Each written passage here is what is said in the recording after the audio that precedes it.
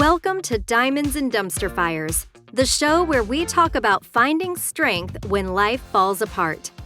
I'm your host, Melie, and around here, resilience isn't perfection. It's falling flat, getting back up, and maybe laughing about it later. From breakups to breakthroughs, we mix faith, neuroscience, and a little sass to help you rebuild a life that actually feels like yours. Are you ready? Let's go. Hello, resilient ones, and welcome back to Diamonds and Dumpster Fires, the podcast where faith and neuroscience come together to help us build emotional resilience when life feels a bit more like a dumpster fire than a diamond mine. Today, we're going to be talking about what I personally believe is one of the most underrated resilience skills out there. And I'm not talking about grit, I'm not talking about positive thinking, determination, or even hope. What I'm talking about is acceptance. And before you decide to just turn off this podcast because you might think that acceptance sounds about as exciting as organizing receipts for taxes, I'm asking you to please stay with me. This is going to be a short episode, but acceptance, it's one of those things that sounds simple until life hands you something that you never wanted. Could be a divorce, a breakup. Maybe it's a diagnosis. Maybe it's a season of what seems like endless waiting. Maybe for you, it's a dream that just didn't happen. It's a life that looks completely different than the one that you imagined. And in those types of instances, acceptance doesn't feel simple anymore. It actually feels impossible. Because when it comes to something like that, most of us don't want acceptance. We don't want to accept a bad scenario. We want resolution. We want answers. We want things fixed. And we want the story to be rewritten. We wish we could ask God to just look down from heaven and say, you know what, you're right. Let's pretend none of that happened and you get a do-over. But unfortunately, that's just not how it works. And as much as I wish I could sit here and tell you otherwise, resilience often begins with learning to accept reality before we can change anything about it. So let's talk a little bit about why we fight with reality. Have you ever noticed how much energy we actually spend arguing with our reality? And maybe it's not out loud, but more internally. We say things like, this shouldn't have happened to me, or he shouldn't have treated me that way. Or maybe it's, I should be further along in my career by now. I shouldn't still be struggling. I really shouldn't still be single. I shouldn't have lost that job. I shouldn't have gotten divorced. I shouldn't be dealing with any of this. And if we're honest, a lot of us spend a lot of years fighting battles with things that have already happened. And hear me carefully, okay? I'm not saying that those things should have happened. That's not at all what I'm saying. There are things that happen in life that are genuinely unfair. There are losses that we go through that are truly devastating. And there are situations that are deeply painful, and I am not minimizing any of that. But there is a difference between acknowledging that something was wrong and refusing to acknowledge that it happened. And sometimes we get stuck there. We stay trapped between what is and what we wish could be true. In my own life, as you know, I went through a very unwanted divorce, and it took me a really long time to accept the fact that my marriage was over. I tried to just sort of push it out of my head. I would, tell myself stories about, oh, this is temporary. I would envision these moments, where things would get back to normal and I would get my life back, or even, maybe it would even be better. But the painful truth is that reality doesn't change because we dislike it. And resilience starts when we stop asking, why is this happening to me, long enough to ask instead, given that this is in fact happening to me, what do I do now? And when it comes to acceptance, I think a lot of the time there's kind of this bad connotation with it because a lot of people misunderstand what it is. When we accept something, that does not mean that we are giving approval to what happened. It doesn't mean that we're saying that what happened is okay. Accepting something is not at all about pretending you're fine. It doesn't mean that you're giving up or abandoning hope. And it does not mean that you're sitting there saying, well, I guess this is my life forever. Acceptance really, truly just simply means acknowledging reality as it currently exists. So, for example, you can accept that your marriage ended and still not be happy about it. You can accept that someone hurt you without giving excuses for why they did so. You can accept that a dream has passed you by without pretending that that doesn't really hurt. And you can accept that you're in a difficult situation while still believing that God has good things for you ahead. Acceptance never cancels out hope. Acceptance actually creates room for hope. Because until we acknowledge where we are, it's going to be very difficult for us to move forward. So, a couple years ago, I came across a concept called radical acceptance. And I know I've talked about this on the show before, but I'm going to dive into it a little bit more. When I first heard the term, I wasn't exactly sold on it. It sounded a little like one of those self-help phrases that people, kind of toss around. But the more I learned about it, the more I realized that it described something that I'd been fighting for years. Radical acceptance is the idea that suffering often comes from two different sources. The first source is the painful thing that happens to us.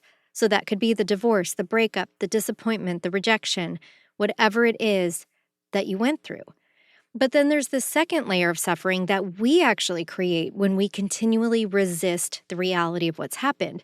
So that shows up when we say things like, "This should never have happened. I can't believe this is my life. This is so unfair. Things were supposed to be different." And let me just tell you, those reactions are completely understandable. But they also often keep us stuck in pain longer. So radical acceptance doesn't mean that we're approving of what happened. It doesn't mean that you're calling something good that is absolutely not good. And it does not mean you need to pretend to be okay. It just means that you're going to fully acknowledge reality without demanding that it be different before you're willing to move forward. So in my life, radical acceptance became a turning point. And that wasn't because my circumstances suddenly changed, and I certainly didn't get all the answers I wanted. But I finally stopped waiting for reality to become acceptable before I accepted that it was my reality. And there's a difference. So one of those things can bring us freedom, and the other keeps us stuck. Radical acceptance is looking at a situation and saying, "I don't like this. I absolutely did not choose this, and I wish it were different. But this is where I am." And as strange as it might sound, that is often where healing begins. So let's talk about what's happening in the brain. One thing that we know from neuroscience is that the brain is always trying to predict, control, and create certainty. Your brain loves a good pattern, and your brain likes predictability. Your brain basically likes to know what comes next. And so when life is unpredictable and doesn't cooperate with that, your brain gets pretty uncomfortable. So when something painful happens, the brain often gets stuck trying to solve an unsolvable problem. Your brain will go into this mode of, why did this happen? Could I have done something different? What if I could go back? Wonder if I could somehow fix this. You'll replay a conversation 100 times in your head and then think you'll finally discover the answer.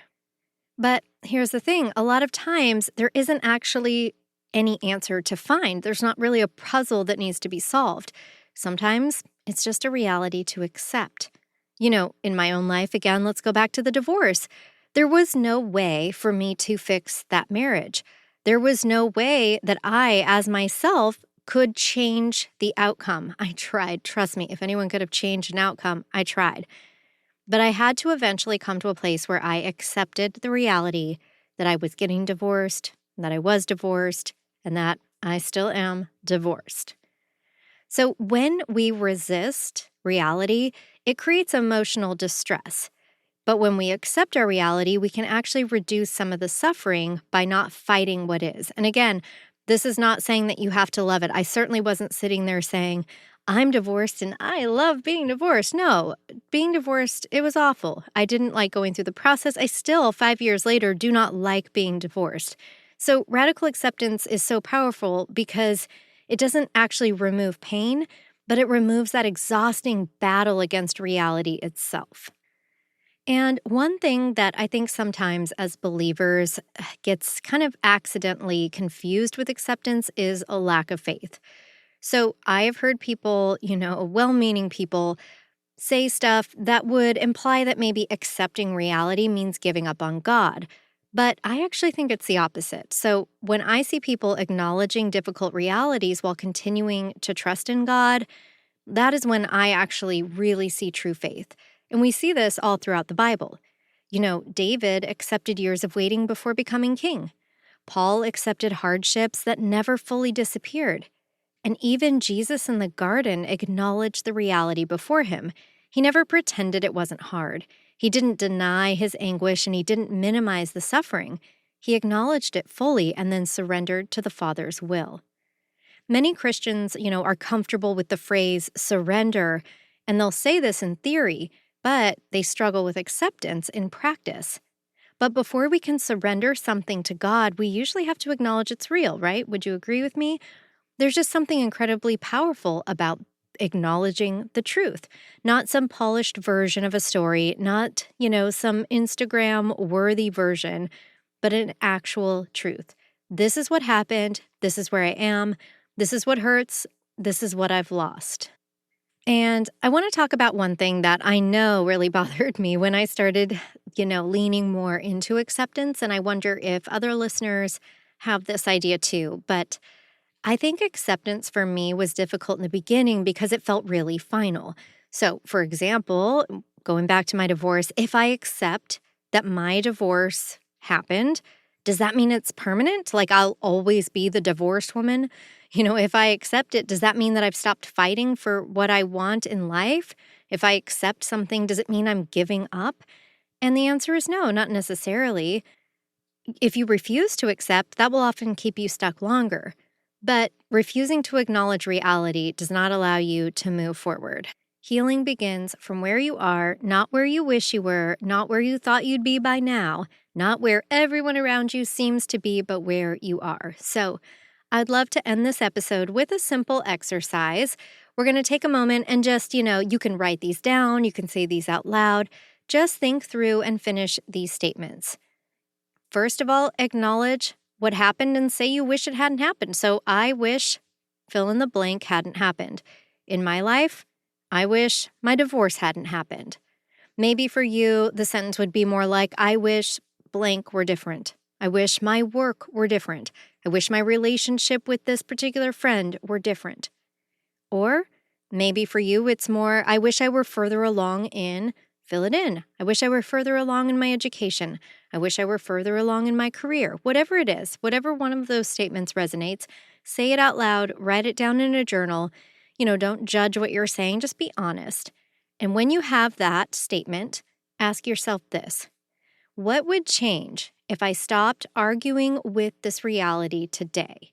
And I'm not asking you to do this forever, just today. What if you acknowledge where you were today? What if you stopped trying to demand answers that you don't have today? What if you simply accepted the season that you're in today?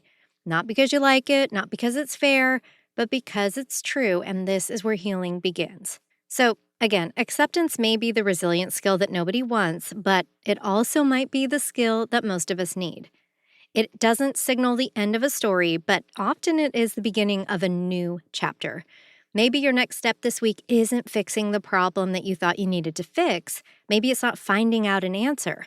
Maybe your next step is simply radically accepting, looking at your situation and saying, hey, this isn't what I wanted, but this is where I am, and I know God is still here with me. Thank you for spending time with me today. If this episode encouraged you, I'd love for you to share it with someone who might need it.